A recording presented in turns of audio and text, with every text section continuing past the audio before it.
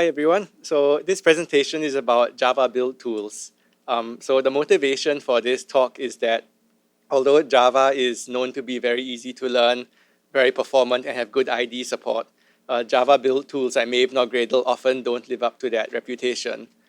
So this talk will explore why are Java build tools hard for users to use, but why are also Java build tools hard for people to implement? Like why haven't people just implemented a better or easier to use Java build tool? We'll talk about one of my open source projects, which is called Mill, which tries to be a better build tool for the JVM ecosystem. And one of the ideas behind the project, which is object-oriented builds that Mill uses to try and greatly simplify the problem of how to make the build tool easy to use and easy to work with. So about myself, I learned Java in 2004 as my first programming language. I've been working on open source projects since about 2012. One of the projects is the build tool I'll talk about later. My work has been developer tools, so everything to do with development environments, build, CI, tests. My last job was at Databricks, so many of the open source projects are in Scala, since Databricks is a Scala shop running on the JVM, but many of them also apply to other Java, Kotlin, and other JVM technologies. So first, why are build tools hard for users? So from a Java perspective, as someone who uses Maven or Gradle or Bazel or Ant or other build tools, I think it largely comes down to performance, IDE support, and programmability. These are all areas that Java as a language is known to be very good at, but the Java build tools usually are not. So the first thing to talk about is performance, in that everyone talks about how language Go compiles quickly, or some other languages like PHP refresh the page, it's already ready. No one talks about how Java compiles quickly, although Java actually is extremely performant in its compilation. So if you take the Netty code base as an example, Netty is a 500,000 line open source project. It's an asynchronous networking framework. It takes about 50 seconds to clean compile on my 10-core laptop. So I'm going to kick this off live just to show you. I think I've netted my terminal here. And I'm not going to make you wait 50 seconds. We'll come back to the slides. If you look at a single module within Netty, like the Netty common module, using Maven, a clean compile of Netty common takes about 5 seconds, about the same speed, about 6,000 lines a second. So one is install, one's compile, one will do some other things, maybe it's code generating or compiling C code. But generally, this doesn't feel like a very fast experience. It's kind of a bit slow. It's a small code base for Netty common, but still takes several seconds to compile using Maven. What most people don't realize is that if you take Java C and compile the same code rather than using Maven, it compiles 3 times faster than using the build tool. So if I use Java C-D-CP with this very long class path, it takes 1.5 seconds instead of 4.5 seconds. So Maven is adding 3x overhead over your compiler. The compiler actually is very fast, but the build tool makes it slow. And some of you may know that running Java C like this is the worst possible performance you could get from the Java compiler, because the Java compiler is written in Java, it runs on the JVM, and JVM programs are slow to start up and get fast later after running for some period of time. So running it from the command line, you get the slow startup, you never get the fast performance that the JVM gives you. So if you run Java C in memory, which I'll show in a moment, it actually compiles the same code clean 5 times faster again than the already 3 times faster case we had earlier. So we are now 15 times faster than using Maven to compile the same code. And we didn't do anything special. We didn't rewrite the Java compiler in Rust or anything. We just took the same Java compiler with the same source code and put in a warm JVM rather than having this huge amount of build tool overhead wrapping it. So coming back to the demo, just now I kicked off clean compile of Netty common, of Netty whole code base. It took about 55 seconds. I'm just going to make this bigger so you can see. If I go to the Netty common example and clean compile that. Sorry. This will take about 4.5 seconds. What did I screw up? Oh, there was extra tilde at the end of it. Let's see if this works. Fingers crossed for demo. Okay, about 4.5 seconds. If I run this very long Java C command, which is what Maven actually prints out when you run Maven compile, it actually does print this out. Takes about 1.5 seconds, more or less. And if I run javac in memory, which I'll show you using this script I wrote. So this is a simple bench.java file that just has a public static void main with a while loop running javac over and over in memory. You'll see that it starts off slow and gets faster and faster as it runs, and after a while we're taking about 300 milliseconds to compile the same 29,000 lines of code. So I guess the point of this is you don't spend all day compiling Java. It's not the only thing you do in your development workflow, but it just shows how much overhead the build tool adds over what's actually a very performant and fast underlying tool chain. Like when you change your code in your Java program and you recompile it, it should take 0.3 seconds. But what you're actually seeing is it's taking 4.5 seconds, 50 seconds, purely because of all this build tool overhead that Maven or Gradle or Bazel are adding on top of javac. Next thing I'm going to talk about is IDE support.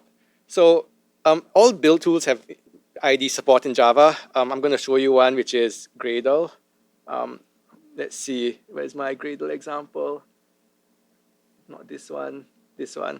So this is the Mockito code base. Mockito is an open source testing help library. It's built using Gradle. Here's one of the submodules. And you'll see that although it does have some IDE support, you have highlighting and you have jump to definition, you often don't go anywhere useful when you try to navigate your Gradle build using an IDE. So I go from JVM args, maybe I want to know where it's being used or where it comes from, what the value was before I set it. But when I go there, I just get the getter and setter with nothing else. I don't get where the value was before. I don't get the find usages. I can't like find usages on this and get anything useful. You basically hit a wall. So if you know what this already does, good. If something's misbehaving or you're trying to debug something or something's not well documented, you're just totally stuck. And this is very different from how you expect any Java code to look like, right? Like I open up a random Java file in my IDE. I expect to be able to jump to definition of any class within this file, and I should never get stuck. I can always find usages, jump to definition, jump to definition, jump to definition, and so on. So in any normal Java program, even if it's not documented or even if something's buggy, you can always still figure it out using an IDE. But when you have a build tool like Gradle, you often just hit a wall. You can't jump to things, or when you do jump to things, you get nothing useful. So why is that the case? So the reason that's the case is that these JVM args and test implementations and so on, what they are is they're really global mutable variables. I am adding a value to a global mutable list in this case. And just because I wrap the global mutable variable in the getter or setter doesn't make it any less global or any less mutable. And if any of you use global mutable variables in your application code, you know jumping to them doesn't get you anything useful because anyone could be writing and anyone could be reading them. So in most Java programs, you don't use global mutable variables. Like if I go to any part of the Mockito code base, you find classes, methods, method calls, and so on. And that's why you can navigate them. Whereas in your IDE, in your build tool, in your build tool like Gradle or Maven, you cannot. And I showed you Gradle's Groovy DSL. The Kotlin DSL has the same problems. Maven has similar problems, even though it's not even code. Like you have exec, and you can't jump to it. You have no idea what it's doing. Either you've memorized the documentation, or you're totally stuck. There's no way for you to figure it out on your own. Like you can figure out any Java code base just using an IDE. Last thing to talk about is programmability. So most build tools require some customization. Like no one has a completely vanilla project. And as an example customization, let's say I want to save the project line count as a resource file. So this is a bit artificial, but it's kind of representative of the many things that you have to customize in real projects. Maybe you need to compile C code, maybe you need to do some class path mangling or something special. So doing this in Java build tools is not difficult, but it's also surprisingly tricky. Can anyone spot the bug in this configuration? There's a bug here. This is like the simplest possible Maven config customization to count the lines in the program and add it as a resource file. And there's a bug in it. And who can spot the bug? I'll give you like 10, 20 seconds.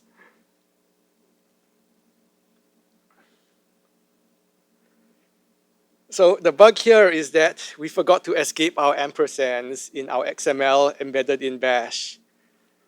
So there are other things too, right? Like, okay, any of you who use Windows, this won't work because Windows doesn't have shell built in, doesn't handle generated sources and other things.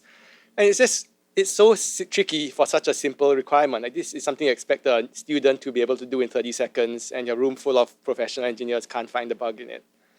And there are other ways of trying to solve this, but all of them have their own trickiness. None of them are easy, as you would hope for. Gradle has a different approach. It runs on the JVM, so no Windows problems. It's Kotlin in this case, so no ampersand problems. There's also a bug in this one. And let's give you another 30 seconds, see if anyone can spot the bug. So in this case, the bug is a non-deterministic performance problem. So just now it was just a correctness problem, right? It'll crash if the ampersands were escaped wrong. Now we have a non-deterministic performance problem in our most simple Hello World Gradle customization.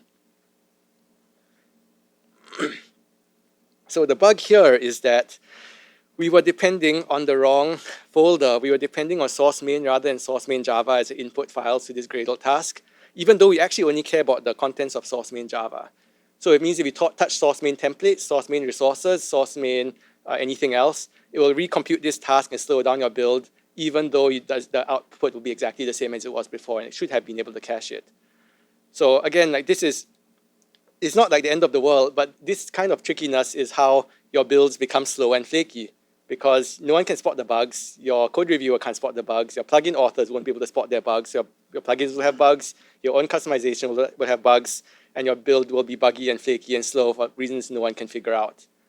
So that's the problem with programmability, right? Like, expect Java to be easy to learn and you teach it to new grads or even secondary school students, but in a build tool like Maven or Gradle, it can be surprisingly difficult to make it correct when you configure it. And that's in addition to things like the ID support not being as good as you'd hope for, the performance being kind of slow. So the obvious next question is, like, why don't people just make better build tools? Because if the old ones are not as good. And the answer is that build tools are actually very hard for implementers to work with as well, not just for users. So for example, if you look at a very simple build tool like JBang, which lets you run single file Java programs, it just lets you have a comment you put at the top of your Java file saying it has these dependencies, this Java version, and you run it. And that's good. But if your build tool gets more complicated, you end up having something like this. Like, this is GitHub Actions, which can be thought of as a kind of build tool. And you'll see that not only is it hierarchical in a tree structure to keep things neat, we also start passing variables around our YAML file. We have message being passed in here. We have build being passed from here to here. We have shared being extended from here to here. So our build tools inevitably end up with not just a tree structure, but some kind of graph structure embedded within our YAML or within our XML or within our Groovy or Kotlin script. So what the problem with build tools is that what your build tool really needs to do is it needs to let you as a user configure some kind of templated graph computation to run Java compile, to run assembly, run class path generation, and so on. And it needs to be a graph because we need some way to order and parallelize things. It needs computations because jars and class files don't make themselves. Somebody needs to say how to make the jar or generate class file. And it needs to be templated because different modules are often very similar, although not quite the same. So there are lots of ways to do this. You have YAML, like we saw earlier with GitHub Actions. Maven 4 has mexins now, so you can template your build using mexins and parent POMs. And if you try to put in plugins, it doesn't really solve the problem, because if your plugin authors have trouble, it means your plugins will be buggy and slow, and in the end, your build will be buggy and slow as well. So this makes build tools complex. Like, if you look at the number of things a build tool has to do, like on the left here, and you look at the Gradle build we saw on the right here, a lot of the complexity of the Gradle build comes from trying to answer all these questions we have on the left. It's not like the Gradle people want Gradle to be complicated. It's that build tools are complicated and Gradle needs to be a build tool, and Gradle ends up being complicated as a result. So that's why build tools are hard for implementers. Next, we'll talk about one of my open source projects, Mill, which tries to improve upon the status quo for these build tools. So Mill is an open source build tool for Java, Kotlin, and Scala. It has a bunch of nice features over the existing build tools, which I'll show in a moment. The build is configured using Scala syntax, so it's slightly different from the Kotlin or Groovy you may be familiar with, but it's hopefully not too foreign. You have packages, you have imports, you have extends, and so on. It's not a big project, but there are some people using it, including people I know at Netflix or Disney who use this for their own corporate proprietary code bases. So using Mill looks from the command line looks like this. We usually use a launcher script /mill like Maven W or Gradle W. You can say foo.compile, foo.run, foo.test, assembly, and so on. So that's what was mill does that's the same as everyone else. But what's interesting about mill? Like, why would I use another build tool if it does all the same things? And the answer is that mill does a lot of interesting things I think are better than what the other build tools do today. And we'll go through them in turn. So first, for performance. In order to compare performance between two build tools, you need to have a big code base that's built exactly the same way using two completely different build tools, which you can't really find in the wild open source. So what we did is we took the Netty code base and we ported it to mill from Maven just as a proof of concept. Got all the tests passing, all the code compiling, and once everything was kind of equivalent, we could then run a comparison. And when we did that, what we found is that compiling the same Java code, using the same dependencies and the same modules, using mill is somewhere around 4 to 6x faster than doing so using Maven for clean compiles, and even faster for incremental compiles. So earlier we saw it took about 50 seconds to clean compile Netty using Maven. If I clean compile Netty using mill, sorry, let me fix the terminal. Yeah, it takes about 9 seconds. And this is the same code, same number of Java files, same number of lines. It's just faster without all the build tool overhead. And although mill is about 5 times faster than Maven, it should be 15 times faster than Maven if we saw how fast Java-C could run. So mill still does have a lot of overhead over the Java compiler, just much less so than the build tools like Maven or Gradle. Compared with Gradle, we benchmarked it using the Mockito code base we saw earlier. And it's about a 3 to 4x speed up for clean builds on mill versus Gradle. So not as dramatic as in Maven. Gradle is faster than Maven, as many of you probably would know, if set up correctly. But mill is just faster still by another factor of 3. Apart from clean compiles, which is not everything you do, there's some other nice features. So mill works quite well for large code bases. Even when you have 1,000 submodules, it doesn't get slow. I know Gradle, for example, you get very long configuration times if your number of submodules gets large. You have selective test execution. So if you make changes on pull requests, you don't need to retest the whole code base. You can just test the relevant tests. You can do this in Maven or Gradle too, but it takes a lot more setup. Like in Gradle, you need to go pay Gradle Enterprise to get the feature. In mill, it's just built in. And the last interesting thing here is that mill gives you this very nice chart of where your time is going in your build. So every command you run, let me open this up for the demo. So every command you run in mill generates this out metadata file. It's over here. Let me just find it for you. Out/mill Chrome profile. And this is not meant to be read yourself, but you can put it in anyone's Chrome browser. All of your Chrome browsers have this Chrome:// UI that's used for profile visualizations. So if you generate this file in this particular format, which is documented online, if you Google Chrome tracing format, you can drop into your Chrome browser and see immediately, here's where my time went. So it took me about 10 plus seconds to run Netty clean compile. Maybe you're impatient, you're wondering where's those 10 seconds going? Well, here is where those 10 seconds are going. I can see where the build tool was well utilizing all my 10 cores. I can see where the build tool was bottlenecked. And maybe even if you know nothing about mill and know nothing about Netty, if you wanted to speed up this compile, maybe you have some ideas of what you can do. Like you can see microbench compile here is bottleneck the whole build, and the whole build is just waiting for that to finish. So maybe you could break up microbench into smaller submodules to get compiled in parallel. So I'm not saying you have to do this, but just saying for mill, it's very easy for you to see what your build is doing. It's not such a mystery as you have with the other build tools, and you don't need to go find some third-party plugin or some third-party enterprise service provider to just profile and debug your build's performance. You can immediately see what build's doing and take action if you decide to do so.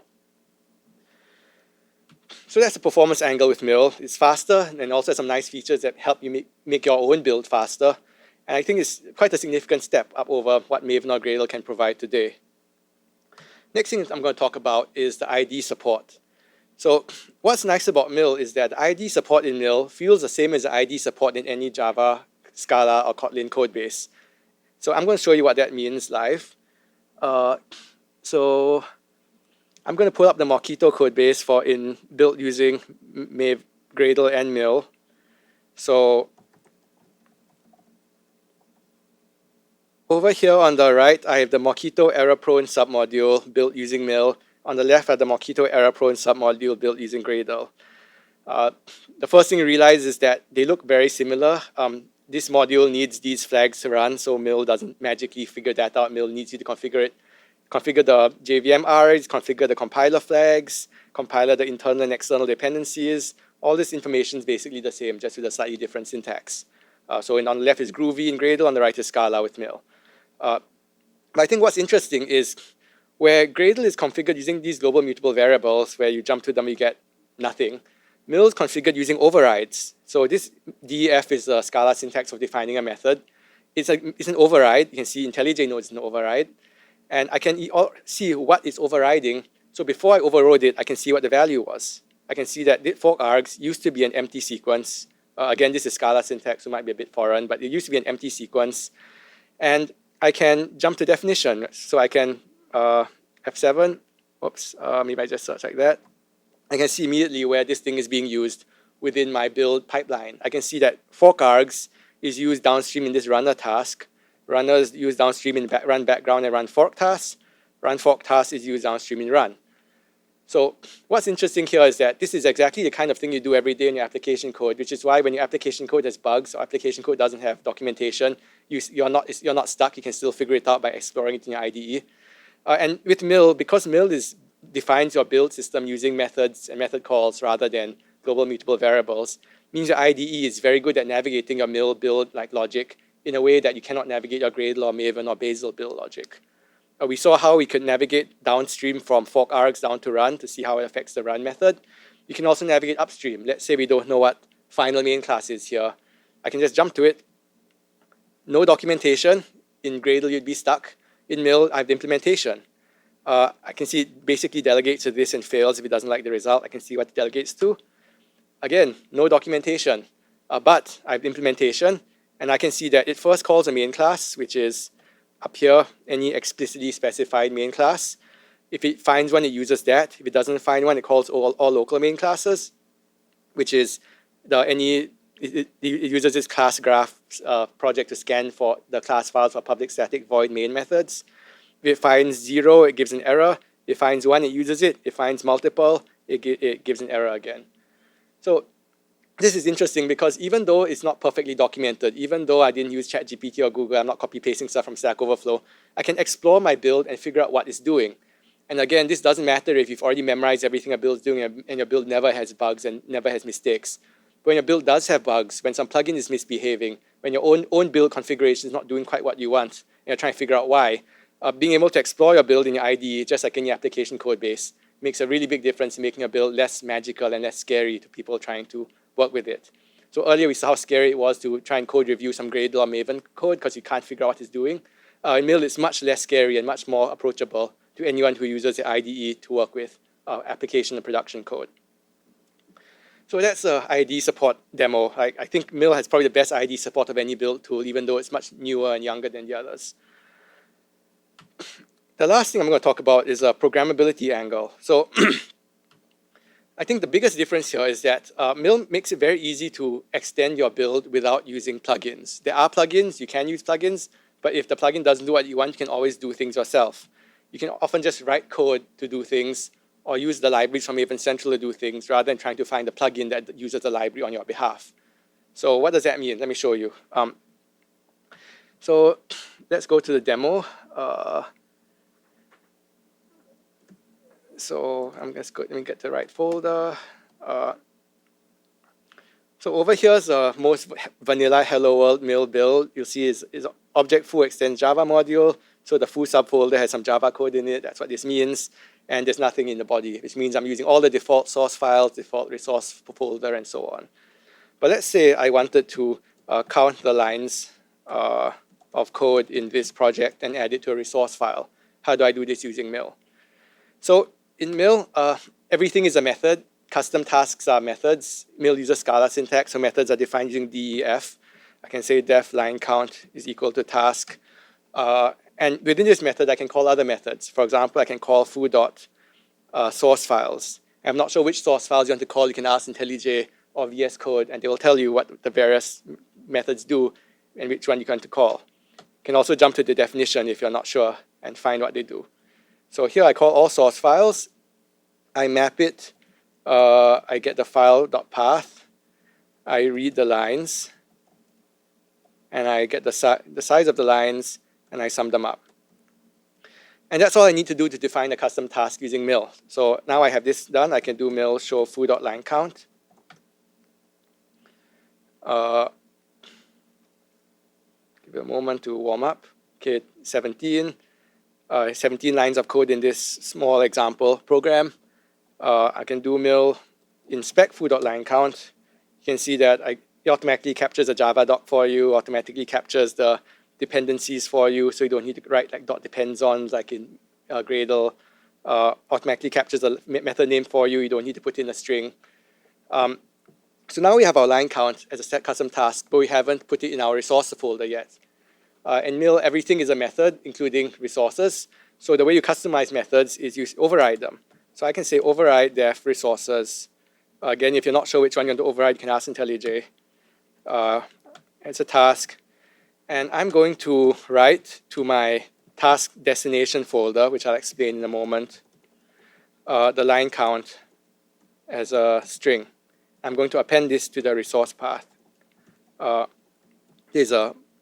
So what's this task or destination folder? I think the interesting thing here is if I show you foo.resources from the command line, you will see that, let me make this bigger. So I have my foo/resources folder, which is my original resource folder. And I appended to that my out/foo/resources.dest folder, which is this task.dest you see here. So the reason we have this task.dest in mill is that in any build tool, the file system is like the world's biggest global mutable variable. Anyone can be reading from anywhere on the file system, writing to anyone on the file system. Plugins can stomp over each other's files. You don't know who's reading or who's writing from where, what you can safely delete and what you cannot. So in mill, to try and manage that, we say, you don't write anywhere, but you write to this folder that every task is given. And every task folder is unique. So foo resources gets out/foo/resources.dest. And foo.compile will have compile.dest and so on. And this ensures that these will never collide. And your file system, rather than being this big global mutable variable that's very dangerous to use, becomes these local immutable folders that every task can manage on its own without having to worry about other tasks interfering with it. So now I've wired up my resource folder and put the line count task in it. I can look at my generated resources.dest, see line count.txt, look at the contents of line count.txt 17, and if I do foo.run, you'll see the application code is now able to make use of this number at runtime. So I think that's interesting in that I'm configuring my build here with some custom code, but there is no like task registration, task override, task customization patterns that you do and have any other build tools. That you don't think about phases like you do in Maven. You just define methods calling other methods, or override methods and call other methods and maybe call super. And these are all just very standard object-oriented concepts you already learned in Java 101. So although the syntax may be a bit foreign, it uses DEF rather than FUN like in Kotlin, the concepts are all things you already understand. I don't need to teach you how to customize your build in mill. You already know how inheriting from objects, how classes work, and how method calls work, and so on. So let's take this example one step further. Let's say I wanted to use a third-party library in my build. This is very common. Maybe you want a third-party linter comes from Maven Central. Maybe you want a third-party packaging executable or something. For the sake of this demonstration, I want to use org.thymeleaf, which is a HTML templating library, and I want to render my line count file as a HTML file, just as an artificial example here, using a third-party library. Mill doesn't come with Thymeleaf. Mill is not a HTML web framework, so it doesn't come with it built in. If you try to do this, the terminal will yell at you just like my IDE is yelling at me here. What Mill does let you do is it makes it very easy to import these dependencies in your file header. So I can say in my Maven dependencies of my build file, I want org.thymeleaf : thymeleaf : 3.1.1.release. And now if I reload my IDE, now IntelliJ can recognize Thymeleaf is available in my build. I can see it in my external libraries list. And I can define a new task. For example, HTML snippet is a task. And let's say I want to import context.context. I want to import, I think they call it template engine. So I can say var context equals new context. I can say context.set variable. You can see I get full ID support for using this library in my build. And I can say new template engine dot process. I'm going to copy the snippet from my slide because it's a bit finicky. So I'm going to copy this from my slide here and the context. So now I can do mil show foo.html snippet from the terminal. You can see that it generates HTML at build time. I can open up my out/foo/html snippet file on my IDE. You can see it's cached the HTML snippet generated along with some metadata so it knows how to invalidate it. And if I then wire this up to my resources, I can do /mil foo.run.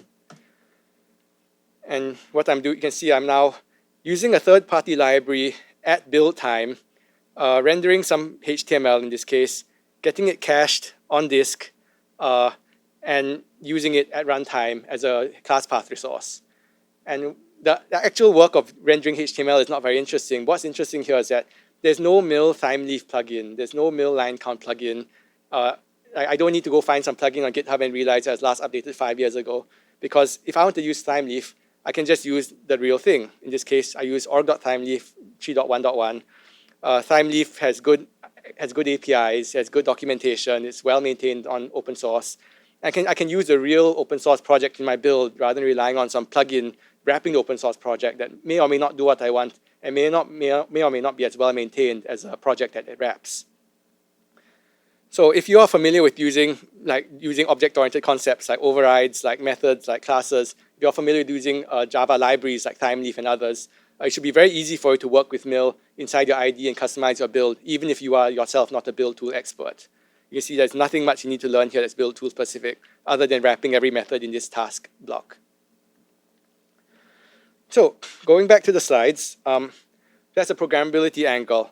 And I think hopefully you found this quite interesting. So mil, we try to do better than the other build tools. So we try to be better in terms of performance. So it is significantly faster.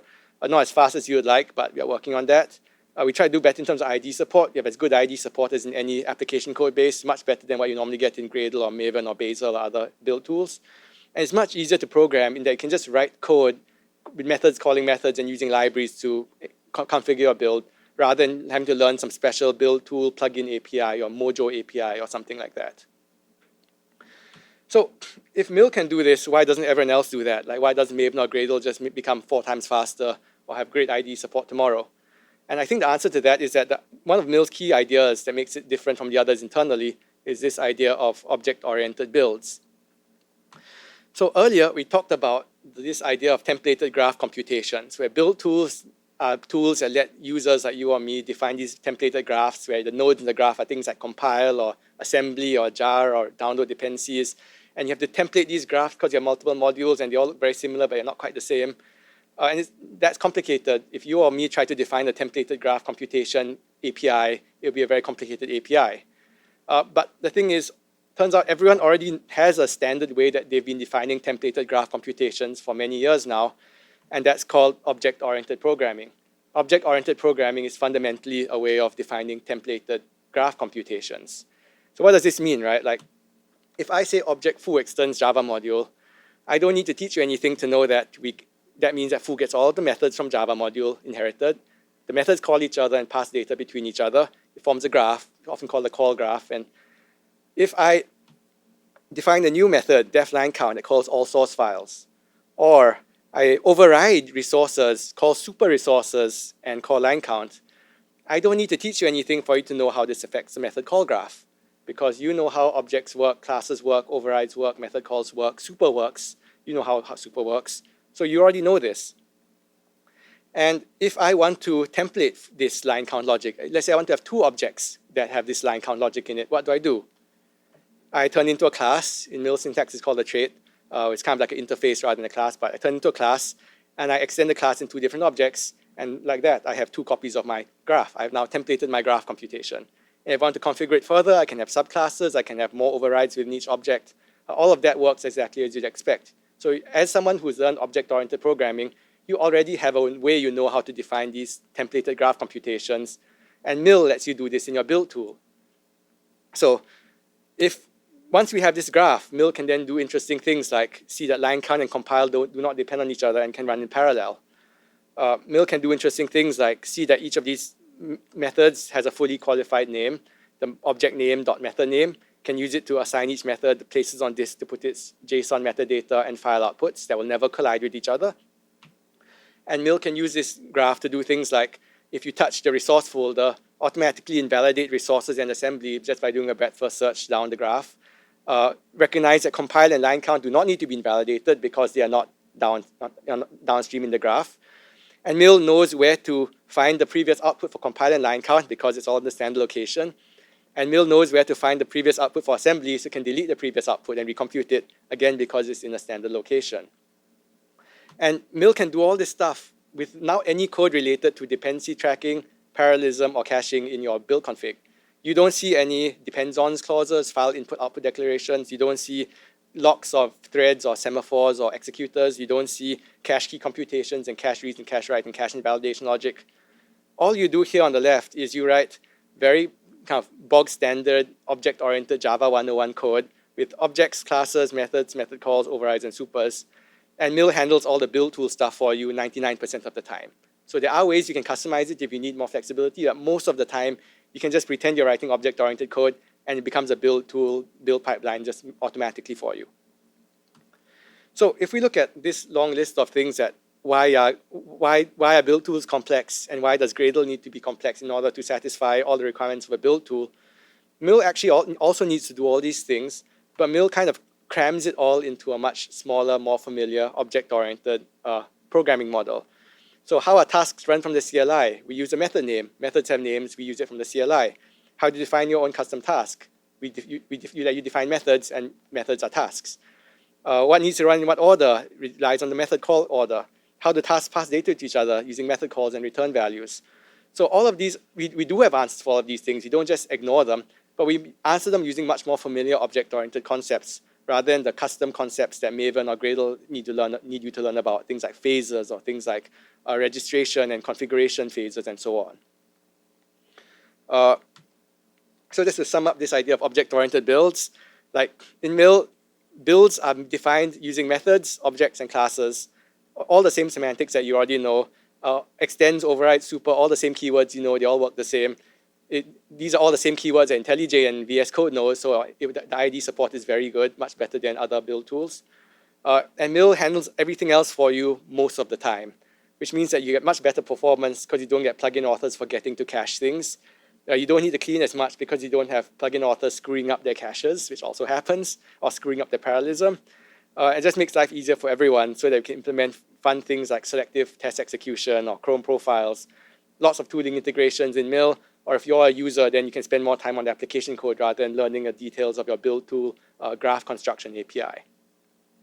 So talking about tooling integrations, because Mill is so easy to extend and integrate with third-party tools, like we saw earlier with the ThymeLeaf HTML library, we've taken the liberty of integrating Mill with basically all the open source Java, Scala, and Kotlin tools out there on GitHub.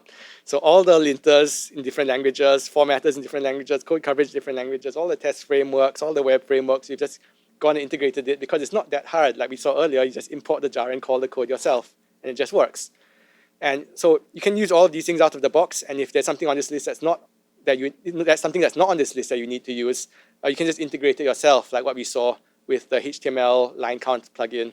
And if necessary, publish it to Maven Central as a plugin for other people to use, whether within your company or globally. So that's the idea of object-oriented builds, and I think that's what's unique about Mill. Like other build tools have been trying to do lots of things to improve their build, kind of simplicity, improve their programmability, improve their ID support. But I think that these object-oriented builds are really what makes Mill leapfrog everyone else. Despite being a younger project with less resources behind it and being less battle-tested, we've managed to get much better like ID support, much better programmability, much better performance than the others have been able to. So this is the last slide that just sums up everything that we've talked about. I won't read it out to you. I guess the long and short of it is, if any of you have ever used build tools and become frustrated and wondered is there a better way, I encourage you to come and give Mill a try. I think Mill, not only does it have a lot of interesting concepts like this idea of object-oriented builds, But these interesting concepts feed into real concrete improvements to the user, like 6x faster builds than Maven, like working ID support that lets you navigate your build, like easy programmability that doesn't require you to become a build tool expert in order to counter lines of code in your project. So the documentation site is here, mil-build.org. All the examples are downloadable and executable. So all of these examples are actually our integration tests. So all of these commands are guaranteed to work. You don't need to install anything, just use a bootstrap script. And there's also some automated migration tooling that you can use. If you have an existing project, you can import to the mill and it'll get like maybe 80% of the way there. So you just need to tweak the rest to make it work. So if you have an existing project to try and use mill, this is one option for you to try it out. Yeah, so that's the end of my presentation. Thank you. Hope you enjoyed the talk.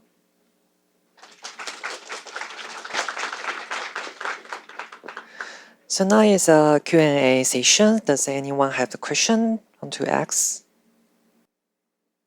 Okay. I have two questions. One question is about the plugin, because I noticed that I don't know whether the mail can support the other language with the plugin, especially the plugin. Because the reason I mentioned about this is that for example, if you are a Java developer or you are a coding developer, probably you will want to use your language. Yes. Yeah. So it's possible, right? For the build files, right now they are written in a Scala syntax, so that's slightly verbose. What we are working on is a YAML syntax for them, for the people who do not need such complicated configuration. So we are working on trying to make syntax like this work in future. For people who don't want to futz with the Scala syntax, or for people who don't need the more complicated custom tasks, you just want to set some Maven deps and set a class, you can do it. You will be able to do it using YAML, both in projects as well as in single file scripts like in JBang or Kotlin scripting Scala CLI. Yeah. Hope that answers your question. Yeah. Okay. Second question? The second is how do you make the ID recognize all of this? Because I know that the IT normally they recognize the Maven or Gradle because there's a certain plugin so they can recognize that. Yeah. So the IntelliJ ID support is pluggable. So there's a protocol called the build server protocol that you can integrate. So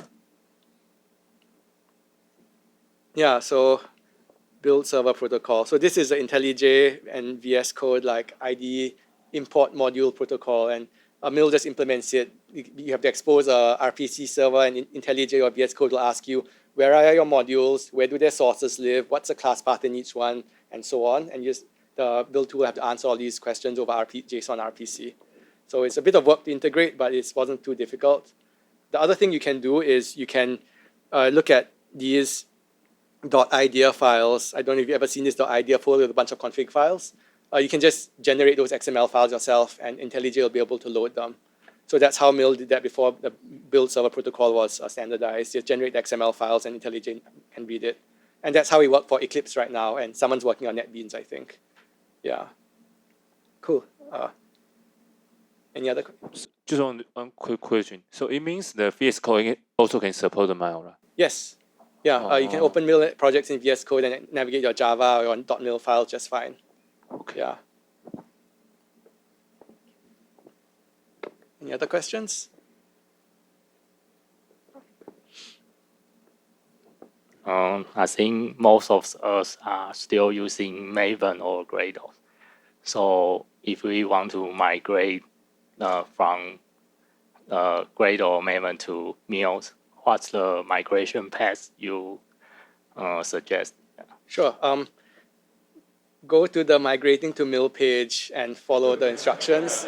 So at a high level, what you do is you do not move any of your files. Keep all your files in place. Run the automated migrator that will generate Mill files to try and match your Maven or Gradle build. It might get it 80 to 90% correct, depending how much customization you have. Mill can only automatically migrate the standard things like dependencies and class paths, but won't be able to migrate plugins, for example. So if you don't have any plugins, you might get everything working. If you have a few plugins, you might need to fix that yourself. And then after you fix that, you'll have a same code base with a Maven build and a Mill build next to each other. And you can use both of them. And at some point you decide whether you want to keep the mill build and delete the Maven build, or keep the Maven build and delete the mill build and go back. So that's the way. And in this whole process, you do not move any of your files. And files all stay in place. All your code stays in place. Just create the new mill build next to the Maven build and get both of them working before you decide which one you want to go with. Yeah, so the auto migrator works reasonably well. So for a lot of smaller projects, you can migrate everything because smaller projects tend to not have too many plugins or customization. For bigger projects, tend to need a bit of fixing after that. Thank you.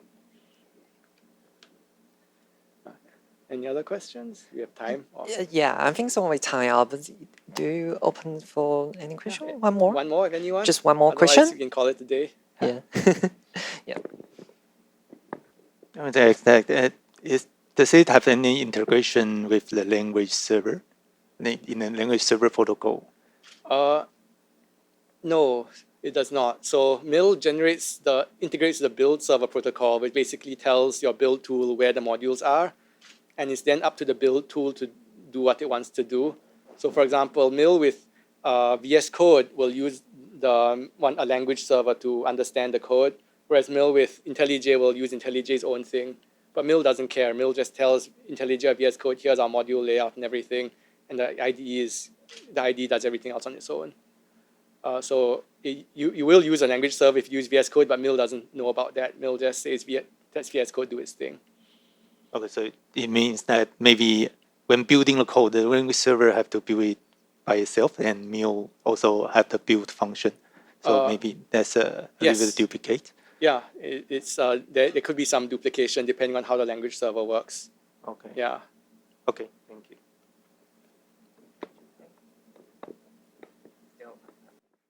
OK，我用中文讲一下，因为我是以 Steve 讲，因为我只是介绍一下李浩宇，可能大家不太认识。那如果你是在 Scala work 很久的话，我只能说李浩宇已经其实在 Scala community 贡献很久。其实我们大概已经我自己看 video 已经看了差不多应该有快10年嘛。早期我不用用 SBD version 啊，可能那个早期0点几的 version。所以如果有 Scala 的问题，我相信他也会很欢迎跟你聊一聊了。对，就是除了卖，我相信 Scala 也是一个他会很开心跟你聊的。对，就是提一下。好像没有时间了。如果还有问题，可以过来等一下跟我直接讲，谢谢。